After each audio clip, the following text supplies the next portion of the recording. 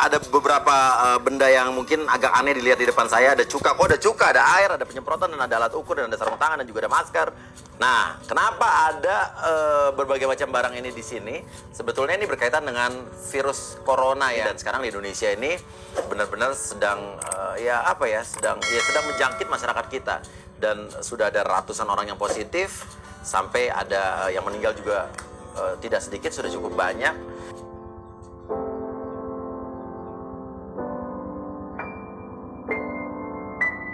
Saya juga berharap masyarakat tetap waspada, tetap tenang. Jadi kita tidak perlu terlalu ketakutan masalah ini. Dan mari kita bersama-sama mengatasi dengan bekerja keras, tapi juga tetap tenang. Ini kok penularannya begitu cepat di Indonesia, dan saya khawatir ini akan bertambah banyak lagi. Saya khawatirnya mudah-mudahan tidak terjadi. Nah, itulah gunanya social distancing yang di campaign sama pemerintah, di mana kita kalau lebih baik di rumah aja. Kalau nggak ada keperluan penting, kita bisa kerja dari rumah, kecuali memang pekerjaan-pekerjaan yang memang harus dilakukan seperti petugas medis dan lain sebagainya.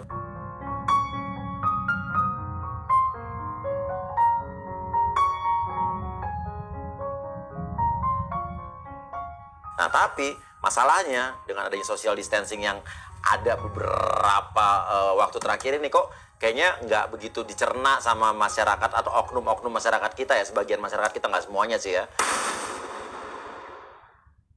Ada tetap aja yang pada piknik, pada nongkrong di luar, terus pada kongko-kongko sama teman-teman di luar gitu kan.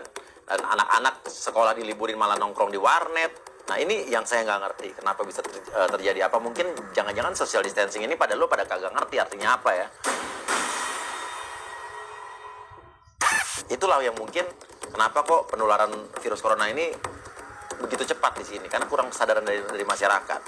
Ini adalah seseorang yang sakit, punya gejala corona, dia disuruh ke rumah sakit, ke dokter nggak mau, sampai polisi yang turun tangan ngejemput dia, tapi dia tetap nggak mau pergi ke rumah sakit. Dan daripada dia takut menularkan dan lain sebagainya, akhirnya diputuskan untuk rumahnya dilas, pintunya dilas, jendela dilas, sampai dia, ya karena dia bandel, jadi dia nggak bisa keluar. Dan sampai separah itu, kejam, tapi menurut saya ya itu yang harus dilakukan, ya harus dipaksakan. Dan mungkin jangan sampai masyarakat kita juga harus dipaksa seperti itu. Akhir-akhir ini kita dengar yang namanya proses pemberian disinfektan di tempat-tempat tertentu. Kayak di restoran-restoran saya sudah saya lakukan itu dari minggu-minggu lalu. Tempat-tempat usaha saya, pijit saya Yuwantang juga udah disinfektan setiap hari. Sekarang ada yang bertanya, gimana caranya kita mendisinfektan tapi kita nggak punya uang gitu mungkin ya untuk memanggil mereka. Karena kan jasa-jasa disinfektan dihitung dari skala ruangannya. Kayak kemarin saya 100 meter persegi itu bisa 1, sekian juta lebih. Banyak cara untuk melakukan atau membuat disinfektan sendiri. Salah satunya yang belakangan ini kita dengar adalah membuat disinfektan dari pemutih pakaian atau cairan pemutih pakaian kayak Biclean, ada Soklin pemutih, karena dia mengandung natrium hipoklorit yang diperlukan untuk membuat disinfektan. Nah, itu caranya. Ada yang bilang kalau untuk membuat 1000 ml disinfektan atau 1 liter disinfektan, itu caranya adalah Biclean atau pemutih pakaian apapun ya kan, yang mengandung natrium hipoklorit tadi, hanya 95 ml dicampurkan dengan 905 ml perbandingan gitu air. Itu ada juga orang-orang yang melakukan itu, karena saya juga pernah melakukan itu. Tapi ada sebagian orang yang pernapasannya sensitif, jadi baunya menyengat. Jadi ada bau yang dikeluarkan dari cairan pemutih tadi yang menyengat. Untuk sebagian orang tidak kuat, bisa menimbulkan asma dan lain sebagainya. Nah, ada cara lain nih, ada cara lain. Caranya adalah cuka, menggunakan cuka.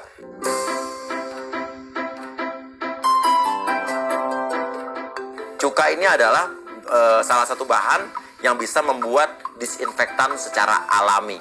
Cuka ini mengandung asam asetat. Asam asetat yang bisa menghambat pertumbuhan mikroorganisme seperti virus. Info cuka ini bisa dijadikan disinfektan alami saya dapatkan dari Profesor Arif Sumantri, yang merupakan beliau adalah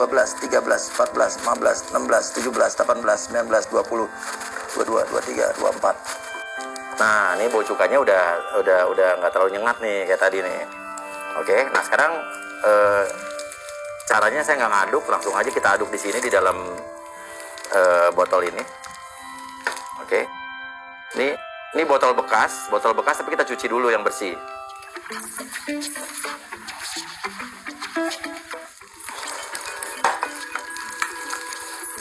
Nah, kita tutup. Oke, kita aduk sekarang. Jadi kita aduk di sini aja biar tercampur tadi campuran antara cuka, air sama essential oilnya ya. Oke, jadi ini gampang banget kan, mudah banget, perbandingannya juga simple banget dan kita bisa membuat disinfektan sendiri ini di rumah. Nah, tapi bukan berarti dengan kita membuat disinfektan ini kita bisa terhindar dari penyakit corona. Ini kan hanya salah satu cara preventif atau pencegahan aja. Dan ini bukan hanya hanya hanya salah satu faktor. Lainnya kan kita harus tetap menjaga perilaku hidup sehat dan bersih, ya. Terus jangan lupa cuci tangan, menjaga imunitas tubuh. Terus ini kan hanya membuat disinfektan buat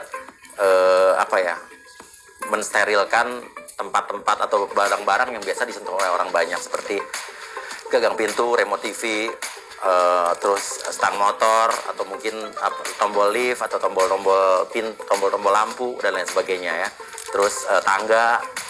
Mungkin saya nggak tahu ini benar apa enggak ya, cuman mungkin bisa juga uang kalau kita terima dari orang, kembalian uang kita semprotin juga mungkin ya, nggak tahu ya. Tapi ya yang namanya preventif yang ada salahnya ya kan, mencoba daripada nggak sama sekali ya kan. Kita mulai coba. Ini di pintu apartemen saya. Ini yang paling sering disentuh.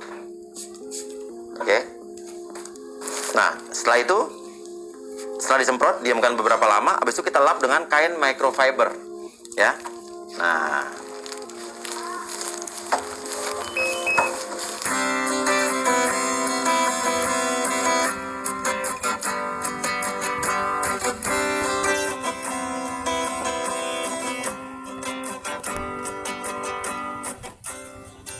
guys, sekian dulu untuk membuat disinfektan alami. Intinya ini cara saya, bukan berarti kalian harus meniru saya, tapi terserah. Ini kan hanya salah satu tindakan preventif dari saya untuk menghambat pertumbuhan mikroorganisme atau virus-virus atau kuman-kuman di tempat yang sering disentuh oleh tangan orang. Tapi intinya adalah yang paling baik adalah menjaga kebersihan atau pola hidup bersih dan sehat dari diri kita sendiri. Cuci tangan, ya, terusnya jangan lupa ya, kalau lagi musim kayak begini jangan megang-megang muka, sering megang muka. Terus udah gitu jangan salaman dulu, ya kan, jauhi kerumunan. Terus jangan sampai tertular dan jangan menularkan. Intinya itu. Terus jangan lupa jaga imunitas tubuh kita, makan sayur, makan buah, banyak minum air, tetap sering berolahraga, dan jangan lupa walaupun kita sekarang disuruh di rumah, tapi jangan lupa tubuh kita juga memerlukan sinar matahari. Sekali-kali keluar halaman untuk mencari sinar matahari pagi yang baik dari jam 7 atau jam 8 sampai jam 11 siang, dan ada lagi matahari sore juga bagus untuk menaikkan imunitas tubuh kita, membuat badan kita sehat agar terhindar dari penyakit. Intinya dimulai dari kita sendiri, ya, tidak kita banyak menyalahkan orang atau menghujat kanan kiri. Dalam hal ini, dalam situasi ini kita harus bekerja sama, saling bahu membahu, dukung pemerintah kita, jangan sampai ada kepentingan politis lain atau agenda-agenda lain yang memanfaatkan situasi ini untuk kepentingan diri sendiri. Dan jangan lupa kalau teman-teman punya tips-tips lain, ya, silakan kasih di komen ini. Ini kan ibaratnya adalah tindakan preventif aja yang harus kita lakukan, ya. Mulai dari diri kita sendiri. Oke, jangan lupa like, subscribe, komen, dan lain-lain lah. Dadah.